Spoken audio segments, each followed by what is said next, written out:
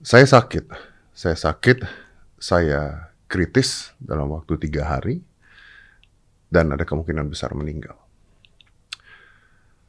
Itu dia kenapa. 5, 4, 3, 2, 1, and close the door. Oke, ini buat teman-teman semua, mungkin pada penasaran ya, pada bertanya-tanya kenapa saya selama 2 minggu itu hilang gitu. Ini saya mau cerita. Jadi sebenarnya pertama saya sangat kecewa dengan keadaan yang terjadi dengan diri saya sendiri, tapi sangat beruntung. Ini dua hal yang sebenarnya kontradiktif. Jadi langsung aja saya sakit. Saya kena COVID. Nah, let's start from the beginning. Saya ngurus keluarga yang pada saat itu keluarga itu hampir semua terkena COVID. Jadi saya ngurusin mereka semua, saya taking care, cari rumah sakit, cari obat dan sebagainya, dan kontak saya dengan mereka kontak terus-terusan. Saya pada saat itu sangat pede karena saya tahu bahwa pola hidup saya sehat.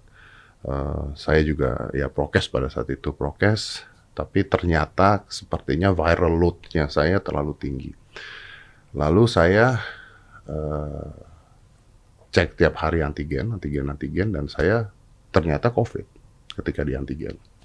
Oke, I don't worry, saya sama sekali nggak khawatir. Ya udah kena COVID, ya udahlah ya. Paling juga demam 2 hari gitu. Itu yang ada di pikiran saya karena vitamin saya full, makanan saya sehat, olahraga saya kuat. I gonna survive this, I don't care. Dan ternyata benar. Di hari setelah saya itu, terus saya PCR, saya positif. Di hari ketiga atau keempat saya swab lagi antigen ya. Walaupun ternyata antigen tuh banyak false-nya, saya antigen dengan 3 macam antigen yang berbeda-beda, saya negatif. Tanpa ada gejala, tanpa demam, tanpa semua. Jadi saya nggak negatif pada saat itu. Oke, well, it's done. Saya mulai podcast lagi pada saat itu. Karena pikiran saya sudah sembuh. Nah, udah, tidak ada apa-apa. Sama sekali tidak ada apa-apa. Jalan hari jalan, tiba-tiba di minggu kedua setelah saya kena dan udah negatif pada saat itu, demam saya tiba-tiba naik. Demam saya naik, malam-malam demam saya naik sampai hampir 40 pada saat itu, 39, wah ini udah nggak benar kalau demam seperti ini. Lalu paginya naik lagi, pokoknya tuh saya sempat ngeliat tuh sampai 40-an lebih, 41 kalau nggak salah, tapi turun karena langsung paracetamol pada saat itu. Something is wrong. Saya vertigo, muter. Lalu saya CT thorax. Saya CT thorax ke RSPAD pada saat itu. Dan ketemu dengan dokter-dokter yang luar biasa di sana. Ada Jenderal Lukman di sana yang dia CT thorax saya. Dan ternyata ada kerusakan, hitungannya tuh 30 kalau nggak salah, 30. Saya nggak ngerti itu 30% atau apa, 30 pokoknya. 30, lalu saya diminta untuk stay di rumah sakit. Tapi, saya punya oksigen masih 99. Jadi, dokter pada saat itu mengatakan, kalau mau stay di rumah, boleh. Karena masih 99, tapi lihat ya dalam waktu berapa hari, dan kita dikasih obat. Nah, pada saat saya pertama kali kena, itu saya juga makan obat. Jadi saya masuk Avigan, masuk apa itu? Obat cacing itu. Ivermectin ya, yang masih politiknya di mana-mana gitu ya, masuk semuanya. Jadi saya udah mengikuti aturan-aturan yang harusnya dijalankan. Udah oke, saya pulang, saya lupakan itu. Tiba-tiba 2 hari kemudian panas saya naik lagi, saya vertigo dan sebagainya. Akhirnya pagi-pagi saya dibawa ke Medistra. Dan ketika dibawa ke Medistra, saya ketemu dokter. Ada Dokter Gunawan. Nah, Dokter Gunawan bilang bahwa ini memburuk. Ketika dicek di CT thorax udah 60 katanya. Yang tadinya 30 naik ke 60, dan keadaannya masuk dalam kondisi momen badai sitokin. di masa-masa badai sitokin. Saya agak kaget ketika dibilang badai sitokin, karena setahu saya badai sitokin ini yang membuat orang meninggal, itu membuat orang mati gitu. Ini masuk ke badai sitokin. Iya, ini momen-momennya badai sitokin. Nah, di saat itu saya nggak boleh pulang ternyata. Saya nggak boleh pulang. Dokternya mengatakan bahwa saya kerjanya agresif. Kerja saya akan agresif. Saya akan do the best, masukin obat, masukin apa di saat itu juga, dan kita akan lihat Mas Didi nggak boleh pulang. Saya punya cerita menarik sebenarnya pada saat itu, karena anak saya, Aska, itu quote-on-quote meng-covidkan dirinya supaya bisa nemenin saya di rumah sakit. Tapi that's another story yang kalau saya cerita sedih gitu sebenarnya. Akhirnya saya masuklah ke rumah sakit. Dan kondisinya pada saat itu panas, demam, badan sakit semua, dan kecewa. Kecewa sekali. Sangat kecewa karena saya tidak menyangka orang seperti saya bisa seperti itu. Gitu. Dengan semua yang saya lakukan, saya kecewa. Dan badai sitokin ini adalah masa kritis, di mana hidup atau mati. Gitu.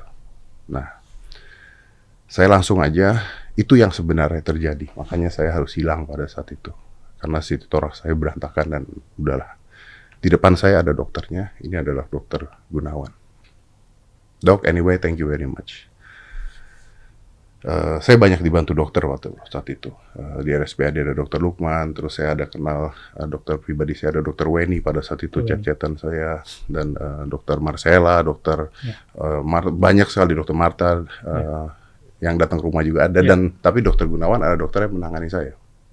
Nah dok, saya punya pertanyaan banyak sebenarnya. Pertama dulu, saya kecewa. Kenapa dengan keadaan saya, yang saya sehat, saya olahraga tiap hari, vitamin D saya tinggi, zinc saya tinggi, saya bisa kena tanpa gejala, lalu di minggu kedua hancur saya. Dan kalau gitu, ya ngapain saya promo kesehatan gitu? Pertanyaan yang sulit jawab sebetulnya. Banyak hal yang harus kita diskusikan. Pertama, memang ini virus baru. Banyak hal yang kita belum tahu, terus terang. Dan virus baru ini pun muncul kan baru tahun lalu. Dari bulan ke bulan, kita ikuti perjalanan virus ini.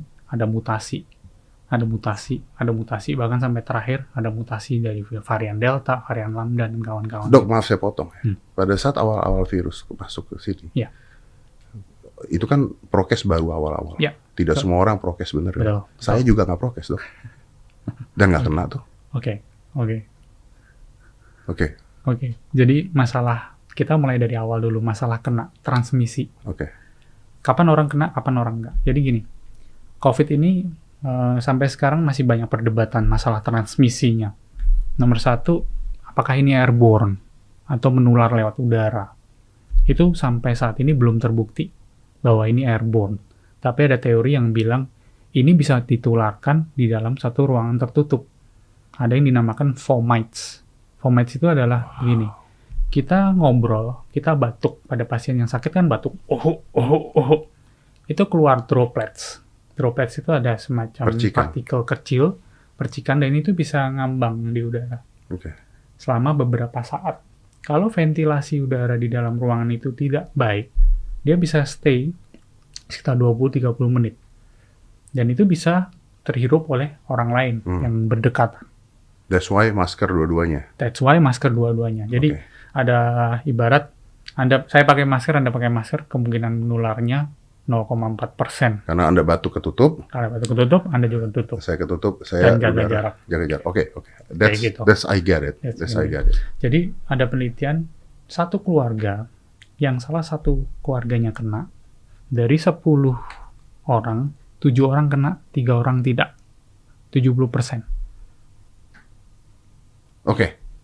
Tapi masalahnya adalah saya masuk ke badai sitokin di mana saya bisa meninggal pada saat itu. Dan kritis sayanya. Sekarang kita beranjak ke perjalanan sakitnya si COVID. COVID ini ada perjalanan sakitnya. Pada minggu pertama itu adalah awal viremia atau virusnya masuk dan bereplikasi di dalam badan. Badan masih bingung, ini apaan nih? Barang apa nih masuk di dalam badan kita? Dia mulai muncul respon imun namanya. Sel darah putih mengenali, oh ini bukan anggota badan kita ini, virus ini. Dok, boleh nggak saya potong? Boleh nggak saya potong? Boleh, Maaf boleh. ya, saya potong. Apa-apa. That's not my point, dok. I understand gimana virusnya masuk. What I don't understand.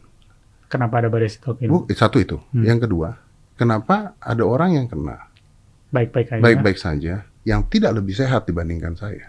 Itu pertanyaan saya, dok. Kenapa saya lebih sehat? Saya bisa badai sitokin, gitu loh, dok. Jadi gini, itu tergantung dari respon badan masing-masing, terus terang. Saya nggak bisa ngomong apa-apa. Memang in reality, in teori, harusnya orang yang sehat tidak akan terjadi apa-apa. Harusnya.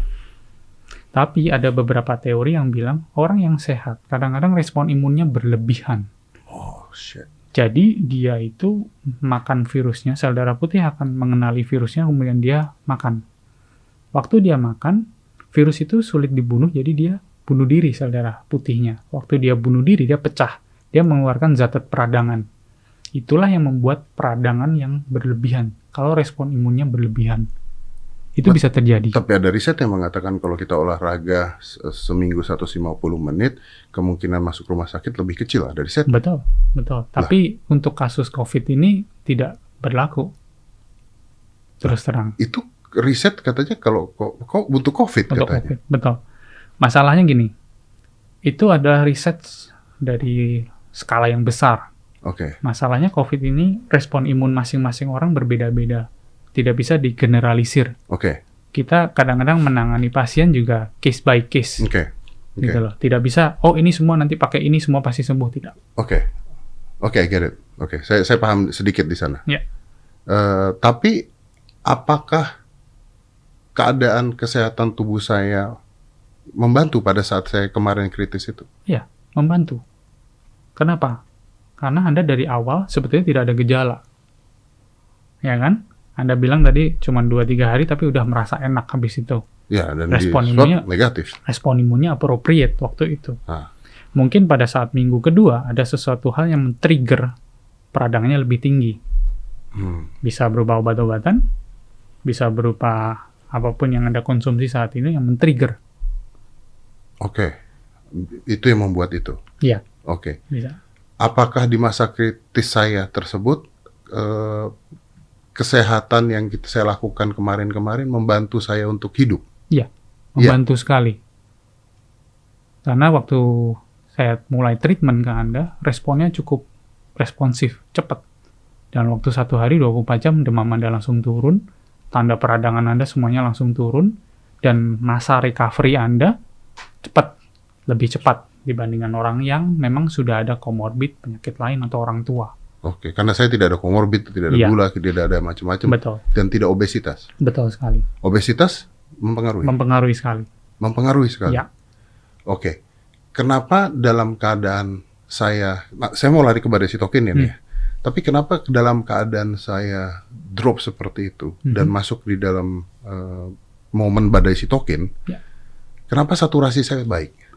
Jadi gini, saturasi oksigen itu banyak yang mempengaruhi. Satu, kapasitas paru itu sendiri.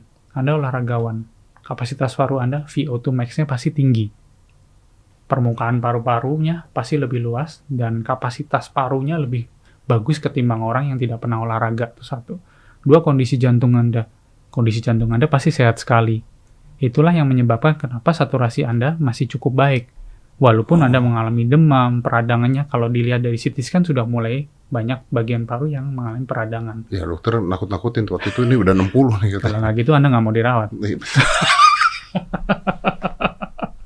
Ya betul, Kita psychological juga main terus terang dengan pasien. Kadang-kadang beberapa pasien harus kita berikan white lies untuk kebaikan Anda sendiri. Supaya mau dirawat. Supaya kita observasinya lebih ketat.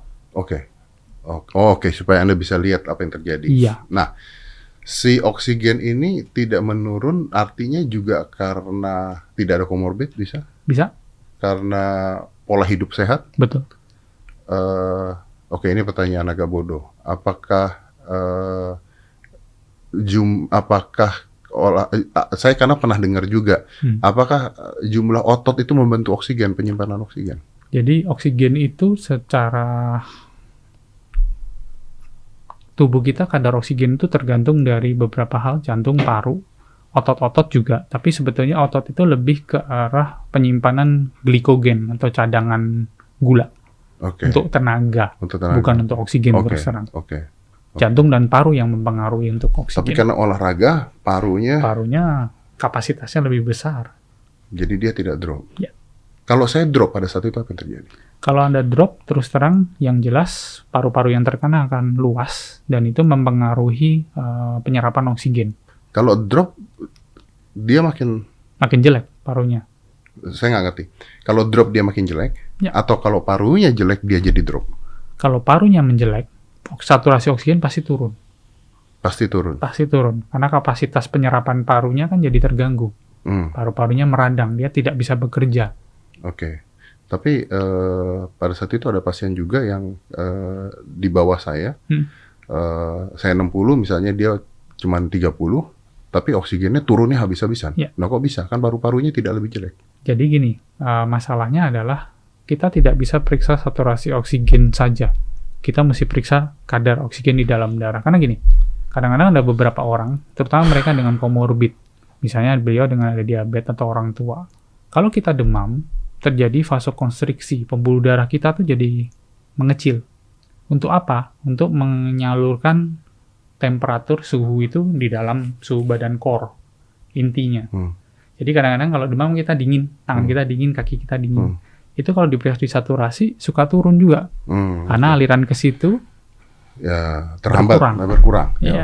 Oke, I got it. Nah, apakah vitamin D, zinc membantu untuk COVID? Jadi pada penelitian skala besarnya, vitamin D dan zinc, apapun vitamin itu terus terang sekarang masih banyak pro dan kontra. Ada teori yang bilang dengan high vitamin D akan menurunkan risiko cytokine storm dan kematian. Ada juga yang melawan itu, terus terang. Jadi terus terang sampai saat ini masih pro kontra. Saya masih menunggu hasil konklusinya. Terus terang saya lebih patokan pada organisasi dunia yang besar seperti WHO, CDC. But you give me vitamin D and zinc. Ya, of course. Karena saat itu dipercaya akan membantu Anda untuk melewati fase-fase peradangan di dalam badan. Vitamin D itu? Iya. Betul. Tadi katanya belum tentu. Belum tentu. Tapi kan kita punya banyak penelitian juga yang membantu. Jadi ibaratnya gini Mas. Jadi sekarang itu treatment COVID itu ada artnya, ada seninya. Ini makanya saya bingung nih. Tadi kan dokter ngomong A, tapi ada B juga gitu. Betul. Ya kan? Teori dengan pelaksanaannya beda. Anda mengatakan bahwa vitamin D belum tentu terbukti. Tapi Anda memberikan saya vitamin D dosis lumayan tinggi, zinc lumayan tinggi pada saat itu. Betul. Jadi vitamin D dan zinc pada saat cytokine storm itu membantu untuk menurunkan peradangan. Dipercaya seperti itu. Oke. Nah, jadi kita berikan itu. Untuk itu. Oke. Nah dok, pada saat saya masuk ke cytokine storm, saya kaget ini ya. Kenapa sih harus saya masuk ke cytokine storm gitu ya? Demam aja gitu ya. Ini kan dokter mengatakan, you cannot tell anything. Bisa aja ada sesuatu yang men-trigger saya, tiba-tiba saya masuk cytokine storm. Can I die? Karena saya jujur aja 2 hari itu, dokter mengatakan bahwa ini masa krisis. Masa sangat kritis. Tinggal tunggu-tungguan nih. Tinggal tunggu-tungguan. Saya ngobrol sama anak saya, udah kalau papa mati nanti begini nih. Because it is, dan saya baca memang is a critical time. At that 2-3 days is a very critical time. Either you getting worse and die, or you get better gitu. Pada saat itu, artinya saya bisa mati. Bisa. Oh, udahan aja deh podcastnya. Ya, udahan. Saya bisa mati pada saat itu kan? Bisa. Jadi kalau kita terlambat, artinya peradangannya berjalan terus. Paru-paru Anda rusaknya bertambah banyak. Terus terang itu akan mempengaruhi kapasitas oksigen badan Anda. Turun terus. Peradangan yang luas itu nantinya akan meninggalkan bekas di parunya. Sehingga paru-paru itu tidak bisa mengembang dengan baik. Oksigennya nggak nyampe. Orang hidup perlu oksigen. Perlu makan. Oksigen nomor 1. Kalau nggak ada oksigen kita mati. Itu yang terjadi pada COVID. Makanya saya selalu bilang pada pasien-pasien saya maunya agresif kalau ngobatin pasien COVID ini. Begitu ada demam, ini ada kemungkinan nanti akan ada cytokine storm, terutama demam yang muncul saat minggu kedua. Minggu kedua? Iya. Karena minggu pertama itu biasanya respon badannya masih appropriate nih, masih baik-baik aja dia. Demam 1-2 hari habis itu hilang demamnya. Baik dia. Begitu minggu kedua ada demam, hati-hati. Kemungkinan akan ada peradangan yang lebih luas lagi dari yang pertama, dan ada kemungkinan badai sitokin atau cytokine storm. And you can die, saya bisa mati di saat itu. Dan Anda mencoba mencegah. Saya mencegah supaya tidak bertambah berat. Oke. Dan Anda masukin saya obat banyak sekali. No, because I want to know gini. Anda masukin saya obat banyak sekali. Dok, ini kan podcastku kalau ngobrol kan kemana-mana ya dok ya. You know that lah ya. I know. Dokter tahu kan kemarin ada dokter Lois yang mengatakan orang mati gara-gara masukin obat tuh. Ya. Saya jadi kesel sekarang itu. Karena saya tahu kalau saya pada saat itu tidak Anda tolong dengan obat yang banyak itu, saya mati malah.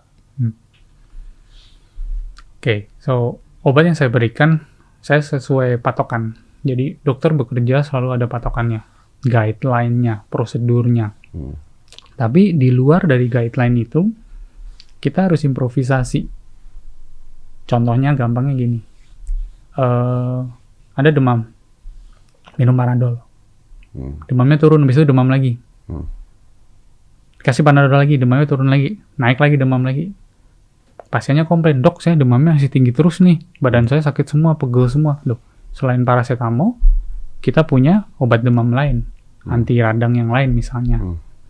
Misalnya sama Venamat, kita bisa berikan itu untuk menekan peradangan juga. Atau kalau yang peradangannya lebih berat lagi, kita bisa berikan namanya steroid. Ya, Anda ngasih saya steroid kan? Yes. So, tapi nggak jadi gede badan saya. No. Beda steroid. Beda steroid. Oke. Jadi kita kerja itu case by case, tidak bisa disamaratakan. Jadi inilah artnya seorang dokter.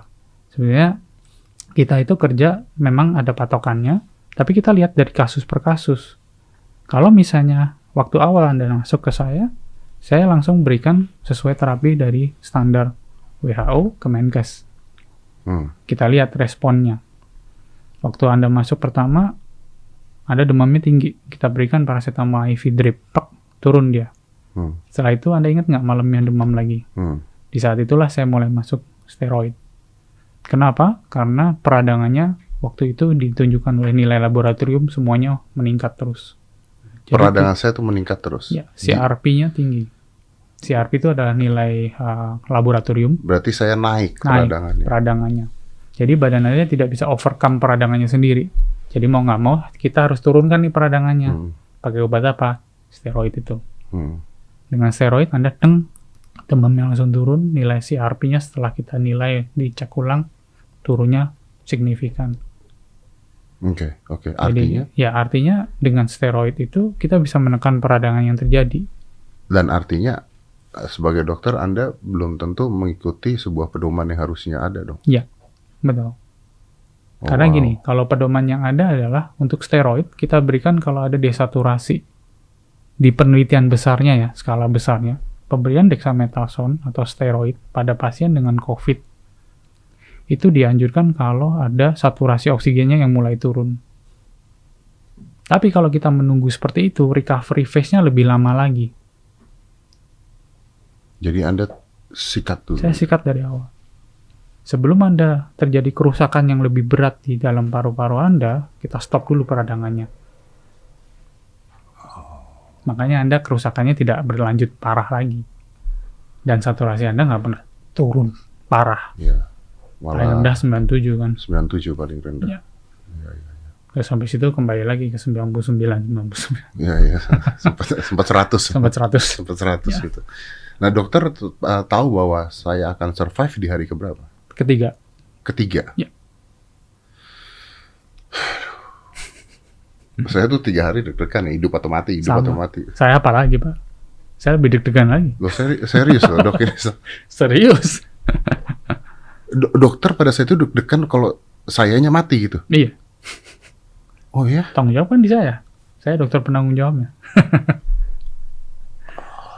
Terus terang sih, saya pribadi merawat pasien segini banyaknya, antara merawat orang biasa dengan orang yang famous itu beda pressure-nya.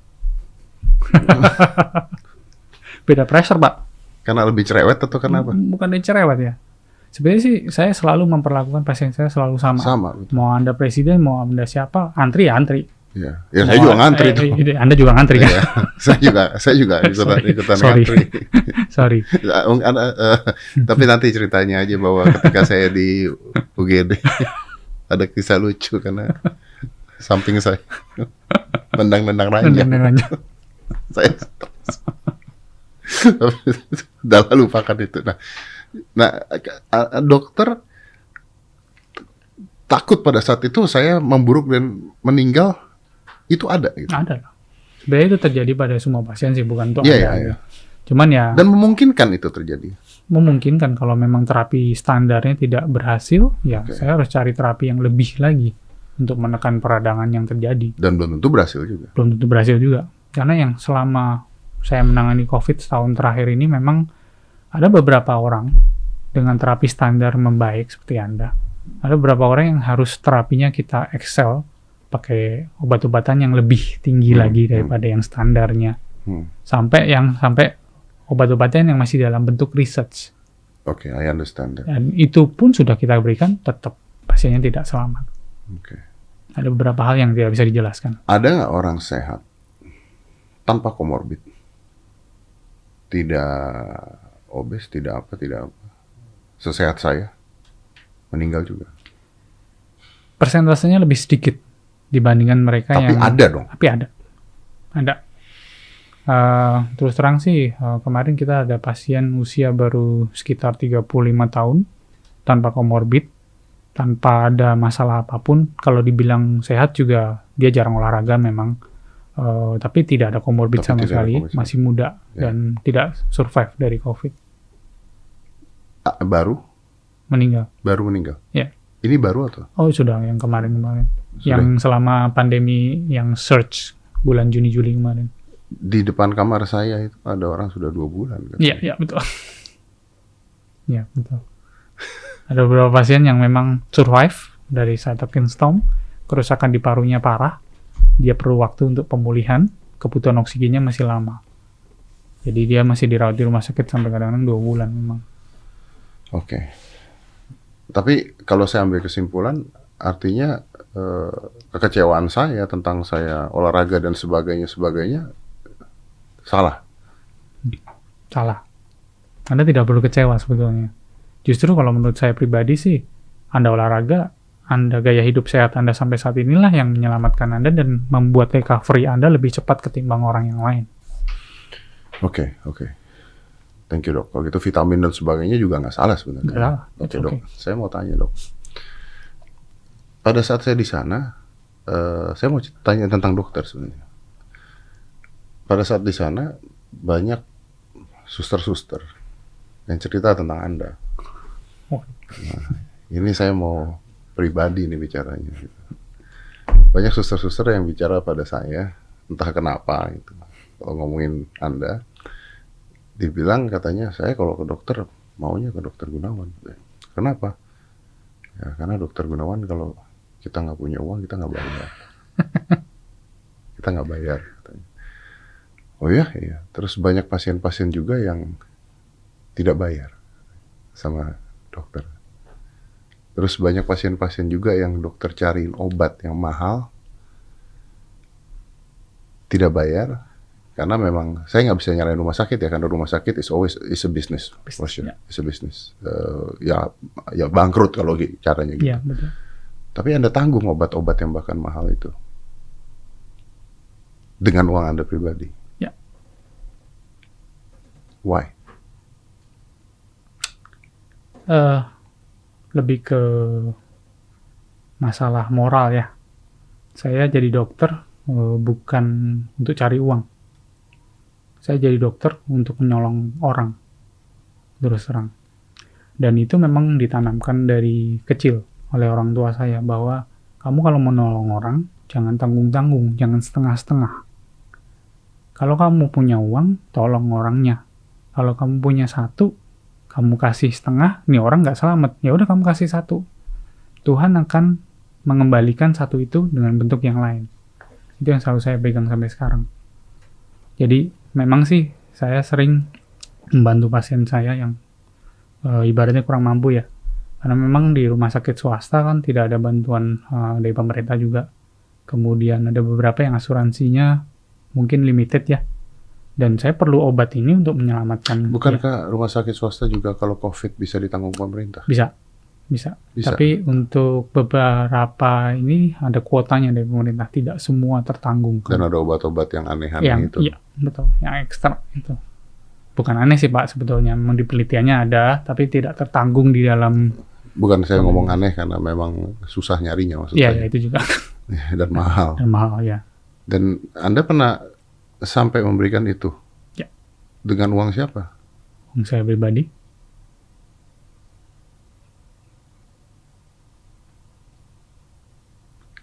Karena lu tahu kalau lu nggak kasih mati. Mati, ya. Fuck. Dengan diberikan, beliau selamat dan ya. And what do you get? Kepuasan buat saya. That's enough for me. Ngelihat saya bisa nyelamatin nyawa pasien-pasien saya. Itu aja sih. Terus terang. Saya dengar dari suster juga. Correct me if I'm wrong. Saya dengar dari suster juga. Dokter Gun ini sekolahnya tinggi, sampai ke luar negeri juga. Waktu itu istri juga sampai ke luar negeri sekolah. I got a lot of stories. Tapi nolongin pasien terus nggak mampu dan sebagainya. Sampai kemana-mana aja naiknya masih Grab katanya. lebih karena praktis aja sih. Karena praktis ya. Praktis aja. Tapi sampai how much money yang you need to spend gitu maksudnya? Untuk pasien. Kan Anda kan nggak bisa bantu semua orang dong. Ya, betul sih. Memang tidak semua yang bisa saya bantu. Saya juga harus ya menghidupi anak istri juga kan ya. Nggak mungkin lah. Tapi untuk beberapa kali memang ya beberapa orang mengatakan saya agak berlebihan membantu orang kadang-kadang. Kadang-kadang saya juga punya banyak teman juga ya. Beberapa pasien saya yang kemarin waktu awal-awal COVID saya bantu. Itu juga mereka kebetulan orang yang cukup berkecukupan. Saya minta tolong dari mereka juga. Seperti alat-alat, seperti ventilator, high flow, untuk oksigen tinggi. Kebetulan mereka pakai ya waktu sakit. Begitu sehat, saya tanya, ini kan Anda alat beli sendiri, Anda nggak pakai lagi, boleh nggak saya minta saya pakai untuk orang lain? Dan kebetulan mereka sangat bermurah hati dan boleh diberikan ke saya, jadi saya masih bisa pakai alat itu untuk orang lain. Oh iya, saya tahu ceritanya, karena bahkan keluarga-keluarga suster aja ada yang alatnya dari Anda semua. Iya. Pakai yang mau nggak mau. Mau nggak mau. Saya harus minta bantuan orang lain kan, nggak mungkin dong. Sendirian juga mati juga saya. Wow. Because saving life is important for you. Yeah. Saya tuh sakit ini belajar banyak hal. Pertama mungkin terlalu sombong dengan keadaan kesehatan saya. Makanya saya kecewa. Tapi sekarang saya belajar bahwa ternyata kesehatan saya lah yang membantu saya sembuh, gitu.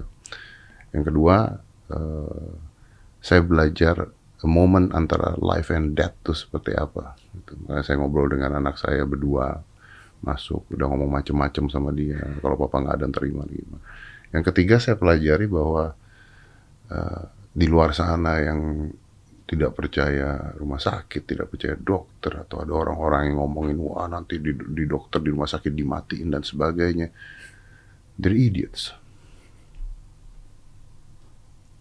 I'll say it. They're stupid. Because they never been there. They never been there. Yeah. Saya sudah di UGD, saya udah ngeliat orang teriak-teriak. They never been there.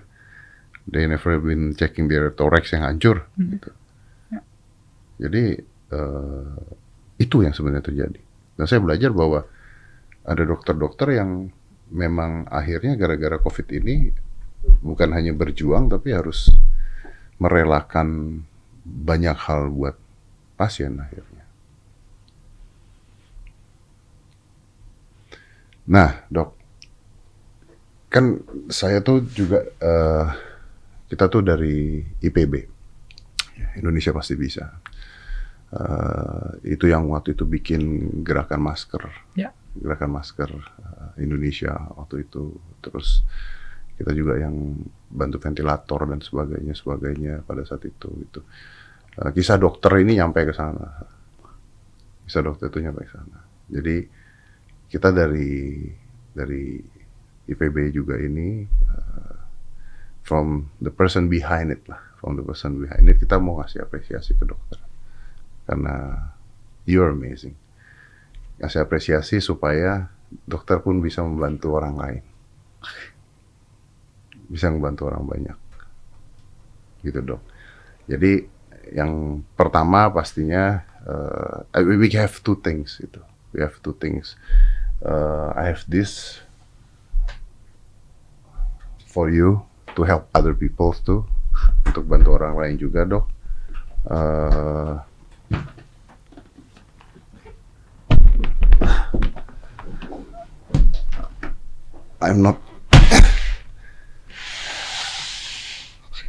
I don't think I can open it, but it's a cash. Nih uang cash untuk dokter bisa ngebantu orang lain juga.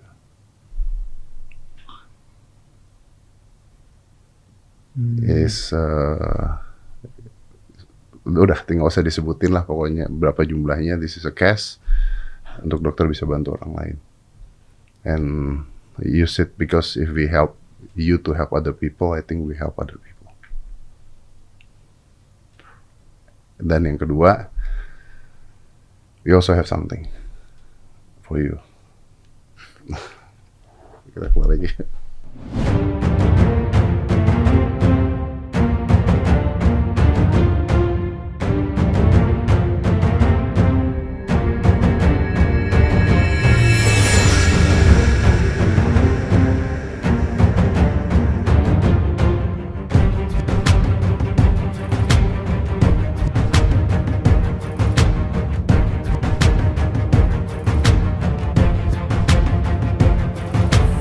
Five, 4, 3, 2, 1, and close the door.